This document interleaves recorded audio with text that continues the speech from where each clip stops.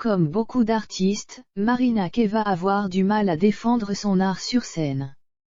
Sur son compte Instagram, la chanteuse, à bout de nerfs, scène est ouvertement prise aux membres de notre gouvernement. La pandémie de Covid-19 ne semble jamais vouloir s'arrêter. Depuis bientôt 2 ans, les citoyens du monde entier doivent faire des efforts, s'isoler, faire attention, et les dernières annonces du gouvernement tricolore ne devraient pas aider grand monde à aller mieux. Si le confinement n'est pas à l'ordre du jour, les Français devront désormais boire dans des bars assis et non debout et se passeront, sans doute encore, des concerts auxquels ils avaient prévu d'assister. Ce qui, fatalement, sort par les trous de nez de nombreux artistes sur les réseaux sociaux, notamment, Marina Kaye a fait part de son énervement en toute franchise. Pour entasser les gens dans les métros, ça va. Pour les concerts, ça va pas, écrit la jeune chanteuse de 23 ans, qui n'a jamais vraiment pu défendre son album Twisted sur scène. Il faudrait bien plus qu'une story pour résumer le ras-le-bol que j'ai de ces mesures de plus en plus ridicules qui prouvent que rien n'avance ni n'évolue malgré toutes les promesses liées au vaccin dont il faudra bientôt une dose par semaine à ce rythme. C'est quand qu'on arrête de se foutre de nous.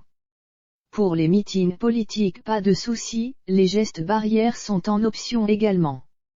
En revanche, comptez sur les doigts d'une main les membres de votre famille avec qui vous voulez passer les fêtes, sinon gare à vous. Quand on s'est planté, il faut apprendre à l'admettre. Dans son désarroi, Marina Kaye a entre autres remis en doute l'efficacité du vaccin, Moderna, Pfizer ou autres laboratoires, dont les doses ne cessent de s'accumuler dans nos bras. Je ne prétends pas savoir ces choses, mais il me semble avoir été vacciné dans ma vie et les rappels se font tous les 10 ans, pas tous les 3 mois, ajoute l'ancienne gagnante de l'émission. La France a un incroyable talent.